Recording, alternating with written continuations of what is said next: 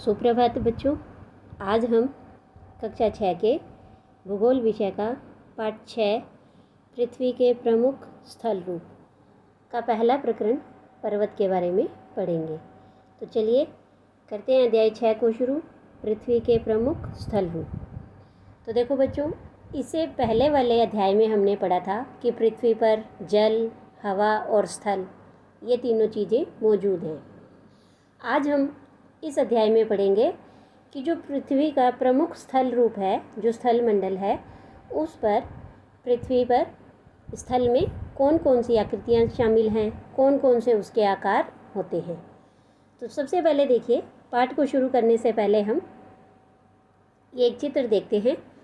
जैसे आपने इनमें से कुछ ऐसे जैसे पर्वत देखे होंगे, है ना, झीलें देखी होंगी, ये नदी देखी होंगे, मैदान देखे होंगे। इन पर्वतों की इस तरह से ये श्रृंखलाएं हो सकता है आपने देखी हो। तो इस तरह से इस चित्र में जो कुछ भी आपको ये दिखाई दे रहे हैं, पर्वत, पठार, मैदान, झील, नदियाँ, समुद्र, ये सभी क्या हैं?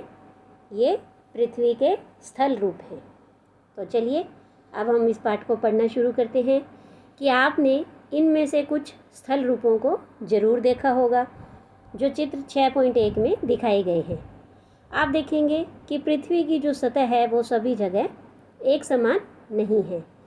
पृथ्वी पर अनगिनत प्रकार के स्थल रूप हैं, यानी जो पृथ्वी का रूप है वो कई प्रकार का है। स्थल मंडल के कुछ भाग ऊंचे नीचे हैं, कुछ समतल होते हैं। तो जो ये स्थल रूप है ये दो प्रक्रियाओं के कारण बनते हैं। तो आपको यह जानकर आश्चर्य होगा कि मैदान जिस पर आप खड़े हैं उसमें धीरे धीरे गति हो रही है, क्योंकि हमें पता है कि जो पृथ्वी है वो सूर्य के चारों ओर चक्कर लगाती है, इसलिए पृथ्वी लगातार गति करती रहती है, चलती रहती है।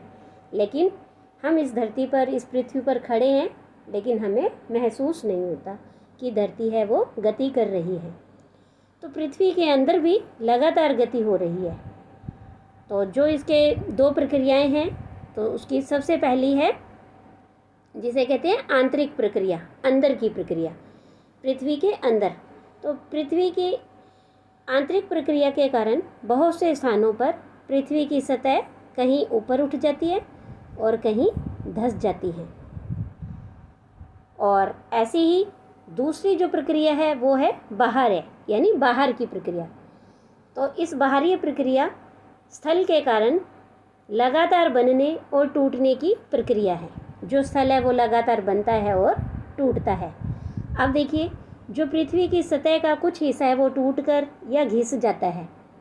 जब वो टूटकर घिसकर कहीं नीचे वाले स्थान पर जाता है तो ये टूटने और घिसने की जो प्रक्रिया है इसे हम कहते हैं अपरदन कहते हैं। और अपरदन की क्रिया के द्वारा जो सतह है वो क्या, नीचे हो जाती है। मानो इस तरह से ये पर्वत है, पहाड़ है, इसका कुछ हिस्सा टूटा यहाँ से, तो क्या हुआ, ये पर्वत छोटा हो गया और इसका कुछ हिस्सा यहाँ नीचे आके गिरा ढलान के कारण, और वो यहाँ पर जमा हो गया। और जब यहाँ पर जो जमा हो जाता है उसे कहते हैं निक्षेपण। तो इन दो क्रियाओं के कारण, अपरदन और निक्षेपण, इन दोनों के कारण जो बाहरी प्रक्रिया है वो स्थल के लगातार बनने और टूटने की प्रक्रिया होती है। अब देखिए कि ये दोनों प्रक्रियाएं किन कारणों से होती है, अपरदन और निक्षेपण। तो जैसे बहता हुआ जल है, वायु है और बर्फ़ है, इनके कारण क्या है, स्थल के लगातार आकार में परिवर्तन होता है। तो हम विभिन्न स्थल रूपों को उनकी ऊंचाई और ढाल के आधार पर पर्वतों, पठारों और मैदानों में वर्गीकृत कर सकते हैं। यानी कि इस चित्र में हमने जब देखा कि इसमें हमें पृथ्वी के विभिन्न स्थल रूप दिखाई दिए, जैसे पर्वत है, पठार है, मैदान है, तो हमें कैसे पता लगेगा कि ये पर्वत है या पठार है या फिर ये मैदान है? तो हम इनकी ऊंचाई के आधार पर इन्हें देखते हैं। जैसे कि जो पर्वत है वो इस तरह से ऊपर से शंकुकार होता है और थोड़ा ऊंचा होता है। पठार है वो इस मैदान से तो कुछ ऊपर होगा, लेकिन यहाँ से क्या है, समतल होगा थोड़ा, और मैदान है वो बिल्कुल ही समतल होते हैं। ऐसे ही जो पर्वतों की श्रृंखला किसे कहते हैं, जो पर्वत इस तरह से एक क्रम में होते हैं तो उन्हें पर्वत श्रृंखला कहते हैं। झीलें हमें पता है, नदी, समुद्र, ये हमने इससे पहले वाले अध्याय में पढ़ा था। तो आज हम पृथ्वी के पहले रूप, स्थल रूप है जो पर्वत के बारे में पढ़ेंगे। तो उससे पहले ये देखिए कि क्या आप जानते हैं पहाड़ी किसे कहते हैं। तो पहाड़ी वह स्थलीय भाग है, यानी ऐसी भूमि है जो कि आसपास की भूमि से थोड़ी ऊंची होती है। और कितनी ऊंची हो, 600 मीटर से अधिक ऊंची नहीं होनी चाहिए। 600 मीटर से नीचे नीचे है तब तो वो पहाड़ी कहलाएगी।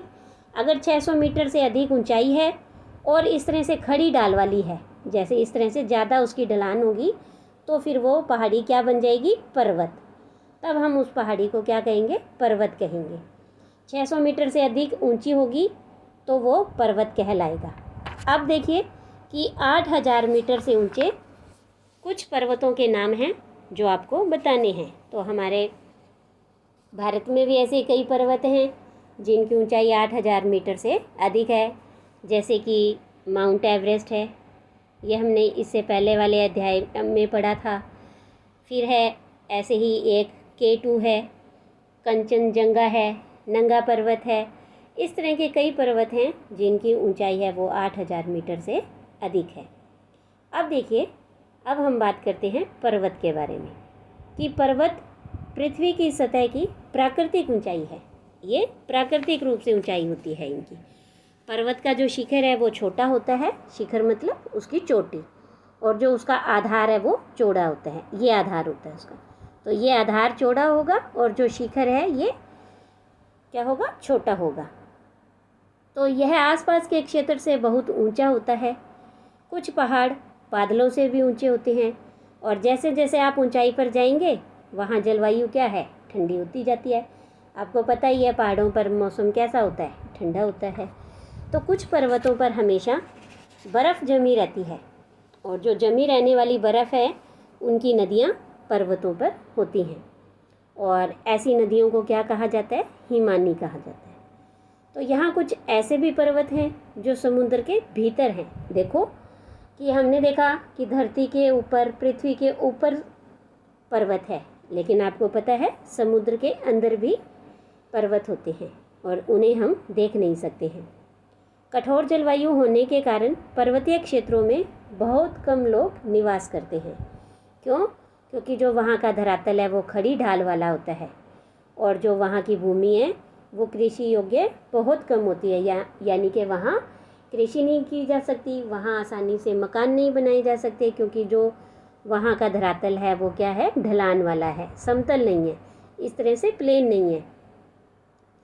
इसके बाद देखो कि जो पर्वत एक रेखा के क्रम में व्यवस्थित हो उन्हें हम क्या कहते हैं, उन्हें श्रृंखला कहा जाता है।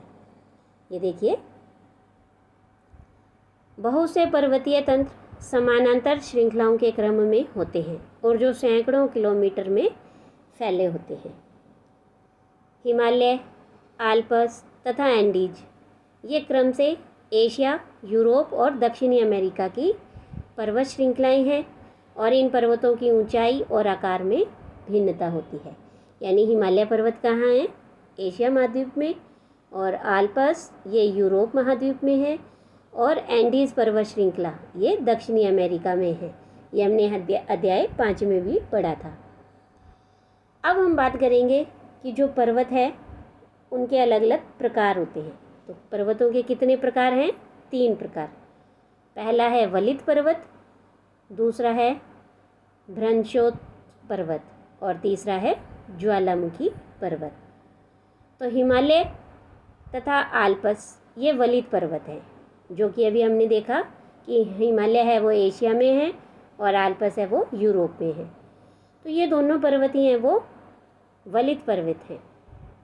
अब वलित का क्या अर्थ होता है, वलित पर्वत वो होते हैं जिनकी जो सतह होती है वो उबड़ खाबड़ होती है और शिखर है वो शंक्वाकार होता है। तो भारत की जो अरावली श्रृंखला है वो विश्व की सबसे पुरानी वलित पर्वत श्रृंखला है, और अपर्दन की प्रक्रिया के कारण यह श्रृंखला अब घिस गई है। अपर्दन वही कि जैसे पृथ्वी की सतह का टूटकर, घिसकर और अपना स्थान बदल लेना, घिस जाना, उसे ही हम अपर्दन कहते हैं। इसके बाद देखो कि जो उत्तरी अमेरिका के अपलेशियन तथा रूस के जो यूराल पर्वत हैं वो गोलाकार दिखाई देते हैं और इनकी ऊंचाई क्या है, वो कम है और ये बहुत पुराने वलित पर्वत हैं। अब इसके बाद देखिए, आपको यहाँ एक चित्र देख लेते हैं। ये रहा, ये देखिए, ये होते हैं इस तरह से वलित पर्वत कि यहाँ से इसका कुछ भाग है वो इस तरह से टूटकर घिसकर और यहाँ जमा हो जाते हैं। तो ये हिमालय पर्वत का चित्र आपको दिखाई दे रहा है इस तरह से, ये देखिए। तो ये बहुत पुराना और इसकी जो ये धरातल है ये सारा क्या है, ऊबड़ खाबड़ होता है। तो ये बहुत पुरानी वलित पर्वत श्रृंखला है।